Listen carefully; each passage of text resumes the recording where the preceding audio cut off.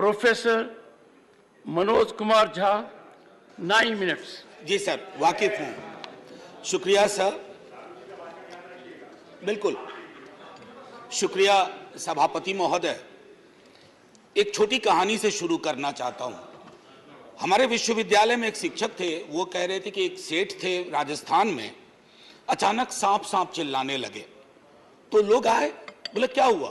बोला देखो सांप अभी पेट पर से चल के चला गया। बोले काटा तो नहीं ना? बोला नहीं काटा नहीं, रास्ता देख गया है। So when I rise Professor, today, this is my court. Everyone in the house knows.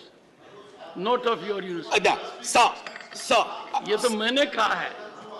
sir, Go ahead. sir, I would want all of you to give me uninterrupted time. I'll not speak anything which is going to prick you or disturb your rhythm. What I wanted to say, sir, असल में कई वर्ष पूर्व भी देखा इस देश में, आज भी देख रहे हैं। जब बहुत बड़ी सत्ता आती है ना, तो कई ख्यालात आते हैं। कुछ अच्छे होते हैं और कुछ लगता है जिसको हम कहते हैं लोएस्ट हैंगिंग फ्रूट। मैं और मेरी सीनियर कलीग जया जी, हम लोग बात कर रहे थे, इतने पावर का करोगे क्या? कम है क्या? इतने राज्यों में सरकार है, केंद्र में सरकार है, 303 का बहुमत है। उसके बावजूद अगर किसी निर्वाचित सरकार को लेकर के ये आपकी प्रणाली हो, कार्य प्रणाली हो, जहां की सुप्रीम को 11 मई को सुप्रीम कोर्ट का ऑब्जर्वेशन हुआ, मेरे कई कलीग कह चुके हैं। संभवतः हमारी सरकार ने सोचा होगा कि वेकेशन में जाने से पूर्व उनको कुछ ऐसा पकड़ा दो कि अवकाश में भी वो सोचते रहे इसके बारे में। तो उन्होंने 19 मई को ये ऑर्डिनेंस लेकर के आए। तो अब जजों का काम था कि इस पर लगातार सोचते रहे। सर, इससे पहले कि मोटा मोटी कुछ बिंदु पे मैं आऊं, मेरे कुछ साथी वो जिन्होंने लोकसभा में वोट किया है, most likely they will do the same here. हालांकि लोकसभा के बारे में मैं जिक्र नहीं करना चाहता था, माननीय सभापति महोदय, डाइवर्सिटी शब्द का आप बहुत जिक्र करते हैं, हम सब उसमें रिजॉइस करते हैं, हमारी प्राइड है वो। लेकिन एक मंत्री महोदया डाइवर्सिटी बोलते बोलते बोल गई कि इंडिया इज कॉम्प्लिकेटेड। सर, बचपन से लेकर आज तक इंडिया कॉम्प्लिकेटेड नहीं लगा कभी। ये रिकॉर्ड में है पार्लियामेंट के, इसलिए मेरी चिंता है। इंडिया कॉम्प्लिकेटेड नहीं है सर, बड़ा सहज स्वभाव है इंडिया का, महासागर वाला है सर, सब कुछ समा जाता है, मजहब हो, धर्म हो, जाति हो, कौम हो, कोई हो। लेकिन इसको जब तालाब बनाने की आप कोशिश करते हैं तो महासागर तालाब नहीं बनना चाहता। सब फॉर ऑल दोज फ्रेंड्स, बड़ी अच्छी अच्छी बात कही, equi distance. Sir, equi distance का मतलब होता है न्यूट्रलिटी। जब चूहे की पूंछ पे हाथी का पांव पड़ा हो तो न्यूट्रलिटी उस चूहे से पूछिए कि उसको कैसा लग रहा है। तो मैं समझता हूं, इसलिए सर एक शेर अर्ज किया है, आज बड़े शेर पढ़े गए हैं, सुधांशु जी ने पढ़ा, तो मैं भी एक अर्ज करता हूं सर। ये पड़ोस के मुल्क से आया है। तुम तकल्लुफ को भी इखलास समझते हो फराज, तुम तकल्लुफ को भी इखलास मतलब ट्रू फ्रेंडशिप, तुम तकल्लुफ को भी इखलास समझते हो फराज। दोस्त होता नहीं है हर कोई हाथ मिलाने वाला, आपकी पेशे नजर है जी। तो मैं ये कहना चाह रहा था sir, at a historical juncture एक चीज और मुझे बड़ी अच्छी लगी उस दिन, हमारे माननीय गृह मंत्री जी ने जवाहरलाल नेहरू जी को कोट किया। एक पल को मुझको लगा कि इस शांतिवन में अस्थियां कसमसा गई होंगी। ये हुआ क्या? ये हुआ क्या? फिर अंबेडकर साहब को भी कोट किया, राजा जी को कोट किया, उन्होंने कन्हैयालाल मानिकलाल मुंशी को कोट नहीं किया, एचवी कामत को कोट नहीं किया, जो शायद ज्यादा उनके पक्ष में तर्क आ जाता। सर, विश्वविद्यालय में मैं पढ़ाता हूं तो पीएचडी के स्टूडेंट्स को साइटेशन हम लोग सिखाते हैं, जिसको कहते हैं एथिकल साइटेशन। एथिकल साइटेशन में यह नहीं होता है कि सेमी कोलोन के बाद का ले लिया और शुरू वाला छोड़ दिया। उदाहरण के लिए कहता हूं कि आज तक इस दुनिया में सबको लगता है इस देश में कि मार्क्स ने कहा था कि धर्म अफीम है, religion is the opium for masses. Sorry sir, the entire quote is religion is the sigh of the oppressed creature, the heart of a heartless world, and the soul of soulless condition. It is the opium of people. Sir, अब इसमें क्या किया हमने? सिर्फ opium वाला line निकाल लिया और मार्क्स को कह दिया कि धर्म विरोधी था। सर, मैं इसलिए कहता हूं साइटेशन बहुत इंपॉर्टेंट चीज है।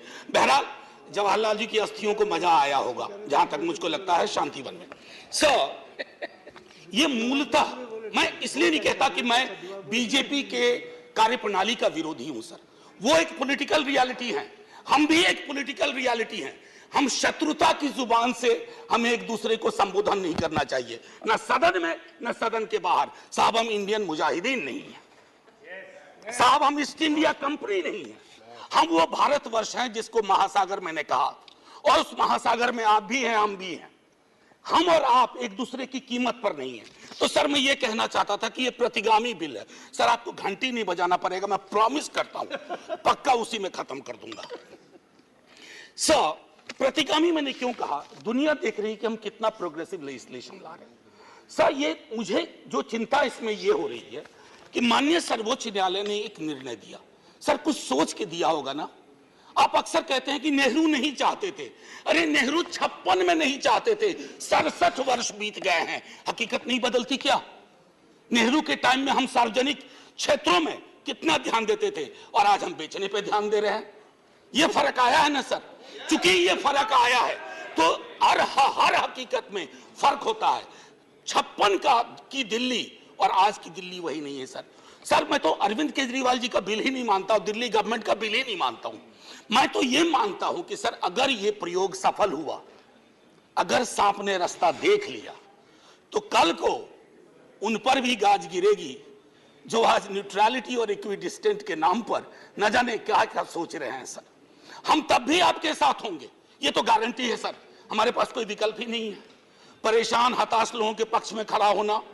हम तो कश्मीर चल रहा था, उस वक्त आम आदमी पार्टी ने कोई और पोजीशन लिया था, आज उनको समझ में आ रहा होगा कि क्यों उस वक्त वो पोजीशन लिया। और आज मैं ये कह रहा हूं कि कल को किसी राज्य के साथ होगा, हम आपके साथ होंगे। सर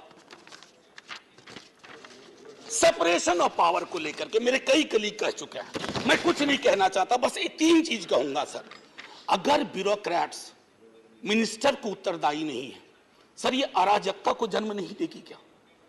मैं दिल्ली की जनता, अगर मैं दिल्ली सरकार हूं, मैं दिल्ली की जनता के लिए उत्तरदायी हूं।